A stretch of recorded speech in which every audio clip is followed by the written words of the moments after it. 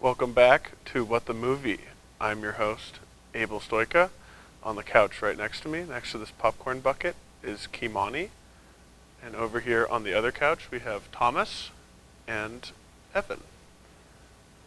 Alright, today's show, we're going to be talking about Ant-Man and the Wasp Quantumania first off, and then we'll go into the What the Movie segment where we talk about Battle Los Angeles. So, I think everybody here saw Ant-Man and the Wasp Quantumania. We're going to be talking spoilers in today's episode, so if you want to avoid the spoilers, we're going to talk about Battle Los Angeles later, so skip to the time code that I'm hopefully going to put in before this episode goes up. Kimani, what were your thoughts? I get to start out. Oh, geez. I thought it was pretty underwhelming. I think that would probably be the main word that I would use to describe my time watching the movie. I didn't think it was very funny. I thought most of the performances were very understated. In particular, Michelle Pfeiffer and Michael Douglas. I don't think either of them were trying very hard. It didn't help because they weren't given that much to work with. I thought the plot was pretty meandering. It didn't really have much forward momentum. I thought Jonathan Majors did well. Circling back to the performances, I thought Jonathan Majors actually did pretty well, but I also still don't think he was given that much to work with, and I thought his character was confusing overall. I have some more to say, like once we get into spoiler stuff. But for my overall review, I was not that big of a fan. What did Joel think? Well, I'm going to be the odd one out here. So, I went into this movie with pretty low expectations, to be pretty honest, because I had heard so many conflicting things. Because, there were people who, if in the couple of days after this came out, if you went on social media, you'd scroll and you'd see people saying, "This is the worst movie ever made." And then you'd scroll down a couple more, you'd see, "This is the best movie ever made." And then you'd see one being like, "It's fine." But I was really interested to see what it was, so I didn't go in with any expectations, and I actually did really like it a lot. I don't think it's like a masterpiece or anything. I don't think it's a great movie, but I did really like it. I thought that there were some, it's very much not really an Ant-Man movie, but it is something that I really liked. I can't really go into it without talking more spoilery stuff, but I will say that I don't know. I thought it was good and pretty good, pretty decent. So, all right, my turn. Okay, so I thought it was mediocre, but is it the worst thing I've ever seen in my entire life? No. Okay, but I think the reason why I thought it was mediocre wasn't because of what everybody else was saying. It was because of what I was seeing, which was the first act. And without going into any specific spoilers, it felt like the visual effects artists were directing the movie than the director. That's what it felt like to me. And a lot of the movie overused a lot of green screen, very noticeable green screen and CGI. And there were a lot of parts of it where they had the quantum realm stuff, but they didn't really develop it. It was a backdrop. I thought the performances were strange. Like they range from not good to really, really great. In particular, Jonathan Majors is very impressive, but how they deal with this character I wasn't a big fan of. And Michael Douglas, I want to talk about him a little bit more. All I'm going to say is definitely the first time he worked with green screen. So, yeah, that's all I can say. Also, Paul Rudd plays himself. So that's all I got to say in terms of non-spoilers. But yeah, it was like 4 out of 10. That's like the most realistic thing I can give it. So. Yeah. what about you, Abel? I thought it was interesting. Like, I was a little excited for it. I'd seen some leaks and stuff, and I guess we'll jump into spoilers right now. Yeah. We'll talk about spoilers start now. MODOK was probably my favorite part of the movie. I really liked. I like Corey Stoll as an actor a lot. He was in House of Cards, which has its ups and downs, but he was one of the ups. He's fantastic in that, and I was excited to see him as MODOK, and he was hilarious. I don't think they wrote him particularly well, but he did a great job. Michael Douglas was like asleep at the wheel. I don't know what was going on there. It didn't really feel like he cared a whole lot. Him interacting with the CGI environments was very funny. Yeah. He wasn't interacting with nothing. That was what the funny part was. Like that guy's broccoli. And that was the last thing you heard about the quantum realm. Yeah, he looked straight past that. It's like he was told, like, all right, now be amazed. And they pointed at a green wall, and he was like, Yeah. Talk about ants. yeah. Yeah, like I never really think about because obviously like there are certain like effects or moments that you think like that's very obviously it's like a CG background or like an effect or whatever, and like it can be obvious or it can be good or bad or whatever, but I don't usually ever see on an actor that like on their face that they don't know what they're looking at. Like that, I think this was like one of the first instances where I've seen that happen, and that was very funny. I think it's funny that you said that that MODOK was your favorite part of the movie. I liked Corey Stoll. I thought Corey Stoll was funny, but man, I was not a big fan. I thought he looked very stupid, and I thought the fact that he looked stupid and they said that he looked stupid did not make it any better, and in fact made it look worse. Like it just like drew attention to it. And I think, and I'm not a MODOK head. Like MODOK's a head. I'm not. The people at home, I'm not a MODOK head. Like I'm not even like a very big like comics person in general. So it's like it's not like coming from a place of like, oh, they did him dirty, or like they like which they did do him dirty 100%. But it's like not even that, or like that I don't know. It was just very bizarre. The thing about MODOK is that he's supposed to be super goofy. Yeah, and he's he really super is. goofy He's in this super movie. goofy. I think I can kind of see what you mean about like the origin, so the thing about MODOK in the comics is that he's like a mad scientist kind of thing, and he's technically still a mad scientist in this because of who he was in the first movie. Yeah. But I think that they adapted the spirit of MODOK really well, even though they didn't adapt the literal origin. Because the thing about to me at least, the appeal of MODOK is that he's this goofy-looking guy who just like has these tiny little arms and legs on this giant head. Oh my god!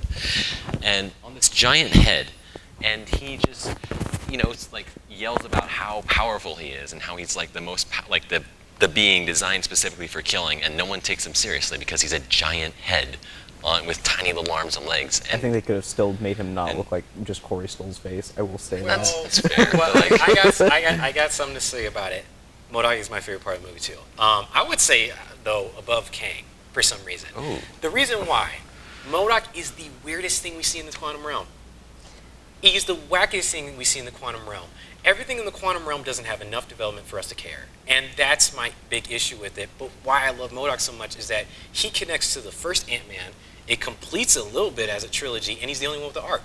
You know what I mean? And I think making jokes about MODOK and making him goofy, who in their right minds read a comic book and thought, man, this dude is terrifying. Like, man, this little T-Rex arm guy, yeah, that's going to be the next big thing. No.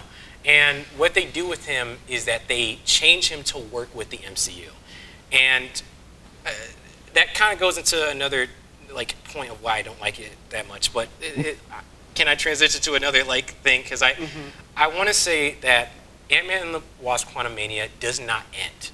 It is another setup movie, and it doesn't feel like its own movie. It feels like a hollow puzzle piece. It feels like just a building block for another thing coming in the next 2 years. And that doesn't mean it's a bad thing, but it's so obvious. It's the movie I've seen in the MCU that is the most obvious. We're trying to set this up for later. I mean, we're talking about spoilers. Kane gets killed by Ant-Man, and by the Wasp, and by ants, and by MODOK, and it was like, you killed all the Avengers, but yet this is the one you lose at? And you have, all these biceps, these Creed 3 biceps, and this is where you lose at. well, actually do have like I'm going to push back on that a little bit. Go ahead. Yeah. So it's like, I think that the thing about, I've seen this said before about how he lost to ants, but like, these aren't, like, so first of all, Kang that killed all the Avengers or whatever is mentioned is not, too. He was exiled away from all of his, like most of his tech that allowed him to win those battles, because he was still pretty powerful, because he has a suit that shoots things. But like he was overwhelmed by the ginormous ants that like that were incredibly intelligent. They're pretty strong. Yeah, and they're pretty they're really strong. intelligent ants too. And like I don't know, I think it's just the fact that there were just so many of them as well, because he was overrun. Like if he lost like 1 or like 10 ants, I would get that. But like I don't really care. I don't care about him yeah. losing to the ants. I don't care about any of But, that. Like any of the like fight math. Like, oh, this guy shouldn't be able to lose to X or Y. Yeah, like no, like this Yes, isn't he has a this isn't DBZ dog. He Like, has I don't a care. Like, I nine don't- level power level, and he should not. 9,000. Yeah, but it's more of it's like I just didn't. It felt like they were trying to do another. Okay. Thanos didn't make any sense, right? Like you take a step back and you like dissect like what he's actually trying to do, and like what that doesn't pan out. Like you want to get rid of half. I guess. If you want to deal with, if you have a glove that can make you do anything, and your first solution to being able to fix starvation is get rid of half of people, Not just then get more food. yeah, It's because he's a zealot. yeah, it's just like he's a bad titan. and I think with the framing of Infinity War and Endgame, like and like how like you know the overall way the movie frames that kind of gets you in a headspace where you're like, yeah, sure, like I can get with Yeah, you this. can understand Like Say yes to I like the dramatic zoom. Like, yeah, no, I can really understand what this guy's saying because he's like monologuing at me and Syndroming. yeah, so, yeah. But they didn't even do that with Kang, really. They kind of did this like hand wavy, like, oh, I see time differently. Like what is your goal? Win. I see Win time. at what is it? Can you talk about that? Can we have a conversation before you It get just off with your it just little means girl? I got to do bad stuff, and it's like, oh, he was exiled. It's like for what? For doing his job? For being particularly bad, Yeah. but they're gonna still come to bat for him They're all after bad. he's gone. Like they just didn't even explain it poorly in a way that like you make sense of it in the moment. Go So ahead, for bro. me. Go ahead. Well, I want it. okay. So the tag. I'm joking. I'm not. You're not actually tag teaming me. But because if anything, I'm going against you. No. The. No, No, I'm making I'm this a sorry. I personal don't attack on actually. your taste, Yeah. Thomas. Okay. Yeah, but so so I don't know. I think that this is slightly a problem, but I think it's a different problem than that, because I feel like in the original Loki show, where there's a version of Kang who shows up, I do think that the Kang in there is done better than this one. So I will Very give true. I will give it that. In like a scene. A reason. Yeah. Sorry. Continue. But I think that there's also just this kind of general assumption that you've seen everything. I think that is a problem. But I feel like that with the context of who Kang is in Loki, and like you're just kind of supposed to like assume that's the same deal with this guy, but like it's just a slightly different path kind of a thing. And so I think that Kang in this case is someone who only really works as well as the performance does. And in my opinion, Jonathan Majors is the best part. MODOK is great. No, he's but- one of the best parts. But like I think that that the performance is great, and I think that I can understand how it can be confusing, but for me it was more like intrigue, I guess. It was more like ooh, this is interesting. I am looking forward to it, which is a problem. I'm looking forward to them explaining how it is, which is a problem with the Well, like the I was setting up a thing. But I was going to transition to what? Okay, Abel, can I say one last thing, or do you want to say one last thing? I was just gonna like get into something real quick. You go first. Okay, and I then have we'll one wrap last it thing up. to say. Speaking of performances, Catherine Newton. I'm sorry, but no. Look. Was she Cassie? Yes. I was I going thought to. what they made the character was, I think they made her boring, because you met these quantum people for like 5 seconds and they made you drink the ooze, and now you want to save the whole planet. Like, weird. Okay. well, that was kind of what was established earlier. It was her. established that she was like, like a climate A change morally person. good person or whatever. But it's so quick, and she just got there, that it's like, okay, we need to develop that a little bit more. But I think she is a good actress in like the society and stuff, but I thought what they wrote for her was all right. Wasp is not a character. I don't want to say too much about her because there's nothing to say. Okay. I want Abel. to get back to the quantum realm people. Yes. Because you go down there and like what's been established the past couple movies is that it's just like there's like nothing really down Yeah. there. It's like But a once you bunch get really down Yeah. there, once you get really down there, though, Down. that's when there's people. There's a bunch of people there, and they're all the same size, and like 60% of them are just like People. regular humans, and then like there's also ants there that have been evolving for thousands of years, Yeah. like super quick, and it kind of ties back to the whole Marvel problem nowadays, where they do this with the multiverse too, multiverse and the quantum realm, where they're just like they don't really know the rules and limitations of it because it allows them to do so much stupid like bullcrap, where it's just like, yeah, in Spider-Man, all the people from the other movies, those are just the 5 that came back. Yeah. And they're all here now, and they're gonna fight, and like they can just selectively pick and choose, and it feels very forced and not like they're abiding by any rules, and it allows them to do a bunch of stuff. I personally would rather have it be contrived towards, you know, I mean, it's because it's a contrivance either way, but I would rather have it be contrived towards like some sort of end, or like even if the end is just fan service, because I mean, like, as much as I dislike admitting it, like that is like why that movie is like that resonates as much as it does, if it does, but like when it's for the sake of let's just not have to shoot this anywhere, so we can just shoot this on a lot, or for the sake of let's just have some other thing that we can grab and introduce for a subsequent film, it just feels, I don't know. Very out of place. This was kind of, it's kind of like the thing of like all the people are all the same size kind of a thing. I do think that that's kind of a larger problem with just like, you know, other worlds, other possibilities, but they all are bipedal human kind of looked. It's not really just a this movie thing. It's more like I think Guardians honestly had it's a Star Wars as much thing. variety as like in terms of like the wacky stuff. Yeah, I think that, I don't know. I thought this movie had a real Star Wars feeling, kind of in kind of a way. Evan's face. It felt So- like so- like You're Rise of unlucky that got Skywalker caught on style. Oh my god. Okay, look, we gotta move. Yeah, okay. we gotta move on. I To do the enjoy best talking about There's this. a gotta get whole to the conversation Now we there. gotta movie discuss some real cinema. of the week, which is Battle Los Angeles, courtesy of our friend Evan over here on the other couch. Yeah, Evan Magic. It's all your fault. Yeah. So- Whatever. We'll continue. I kind of want to But hear what Evan has to say about this. Yeah. You want me to start, or you guys want to like? No, you tag can. team? You can. You're No, you can start. responsible for this. You Yeah, it's okay, your fault. I'm the culprit here. Okay, Yeah, you yeah, know, yeah. put me in handcuffs. Okay, look, Battle Los Angeles. I watched it the day after we picked it, and all I'm gonna say is that movie was actually a lot of fun to watch, because what it was to me was it was like watching an Xbox 360 Call of Duty match for 2 hours.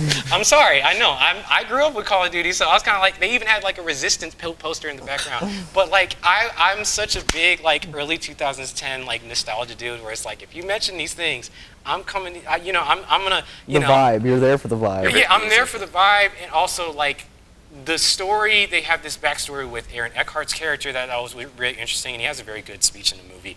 The Cloverfield-like cinematography, it's not for everybody. I was fine with it. It was the only thing that really immersed me into the movie, because it was like, it felt like I was watching like body cam footage. The designs of the aliens looked like something out of like a 60s movie, but it was like brought into like modern times. The design of it looked very Neil Blomkamp, like District 9 and Elysium. I love that type of stuff. You know how, I'm telling you who I am. I'm a very, I just liked the way it looked, although Neo being in the movie kind of distracted me. Yeah, he was there. He was just He there. was there. There's also a guy who kept yelling about his tortellini in the beginning, so I don't know what that was all about. But overall, I had a very, very fun time watching it. I do not regret watching it at all. I'm happy that I picked it. Sorry. So what about y'all? So, I think we're polar opposites. Yes. So, ready. so Evan gets ready. when are you like He's tactically prepared. He's preparing? preparing himself. Come on, bro. Okay, so first off, I was never this didn't occur to me until Evan was just talking about it, but I was never really a huge fan of like Call of Duty or Modern Warfare stuff. So I think that might be part of it, because I feel like if you don't really like that, there's not really a whole lot else for you It's a because little Michael Bay-ish. it's very Michael Bay. Okay, a little bit.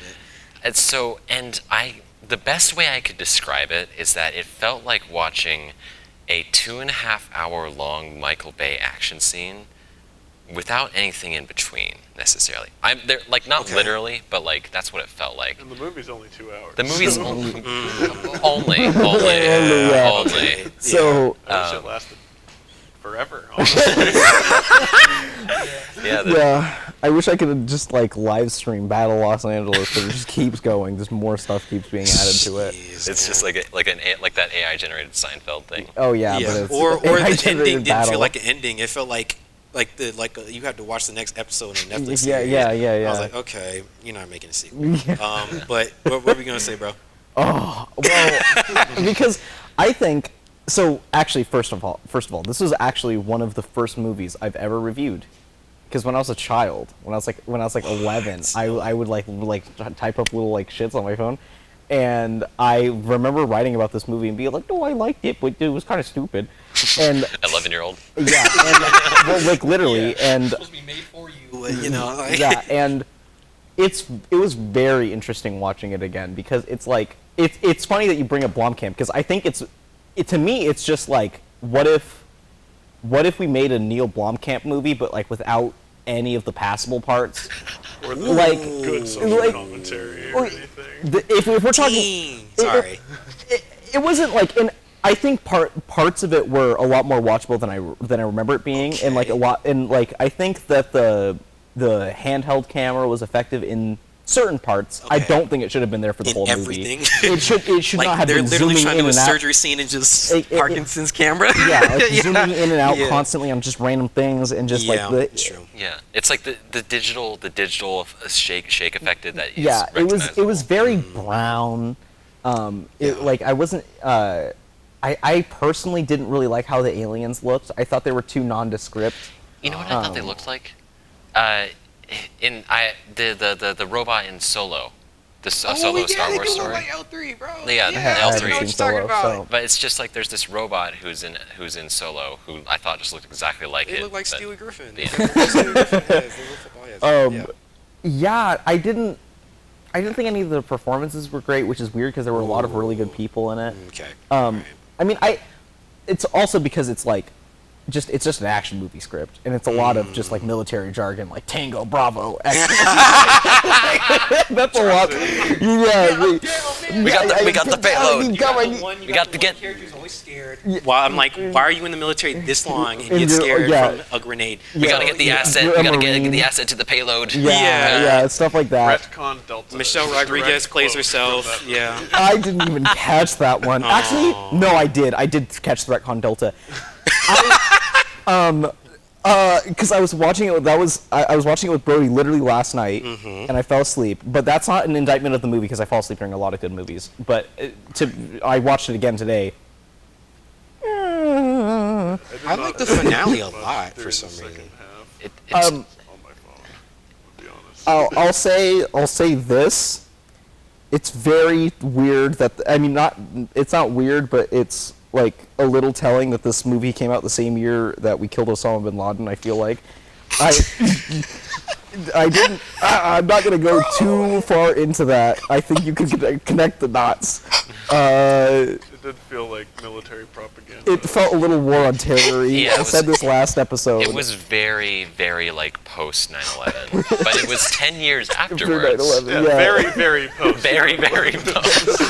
Yeah. Like extremely post 9/11. That's what I mean, like by like Blomkamp is that it's not like it felt like it was like District 9 but pro apartheid.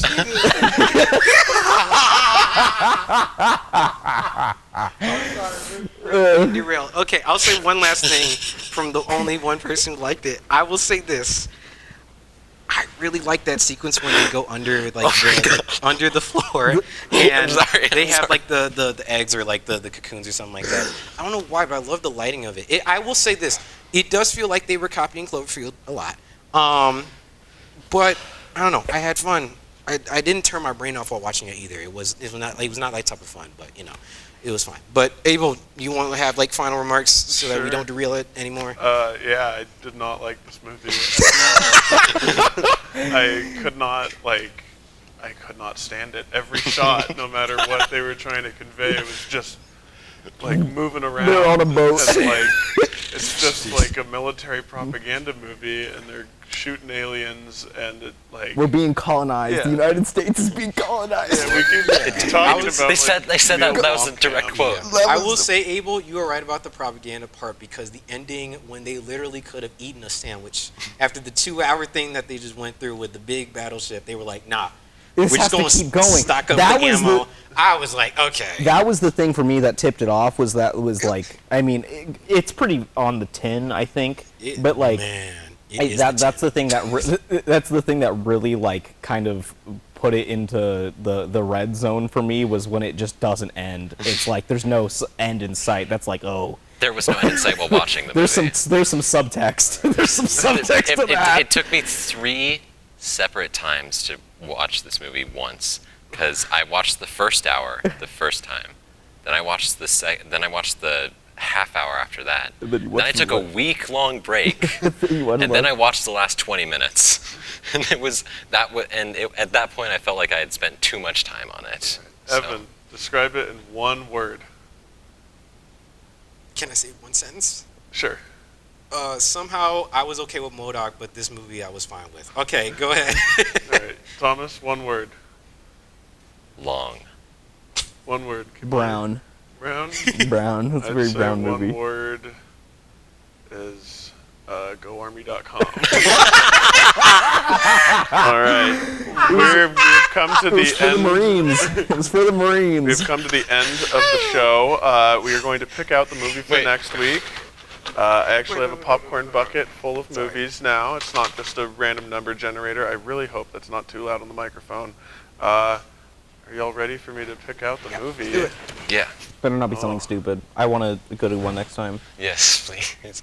Battle Los All Angeles. right, we got 2 Evan movies in a row. my. This one I have seen. It is good. It's called Hereditary. Oh! So we'll be watching that. I need to take that off my list because I already put it in there too. Yo, that's one of my favorite movies of all time. That's okay. We're in business, folks. Okay. Awesome. I have not seen it, but I have seen Midsummer. Oh, So- so we'll have This somebody. one I we'll- think is scarier than Midsummer. Sorry. Is it scarier than Midsummer? 100% Oh, boy. scarier than It's the Midsummer to scariest me. movie I've ever seen in my life. Midsummer scared me a lot. Be So- warned, it is a pretty disturbing movie. It's heavy. Yeah, we will be back here on next week to talk about it. So be sure to watch This it. is so fun. Yeah, until then, keep watching those movies.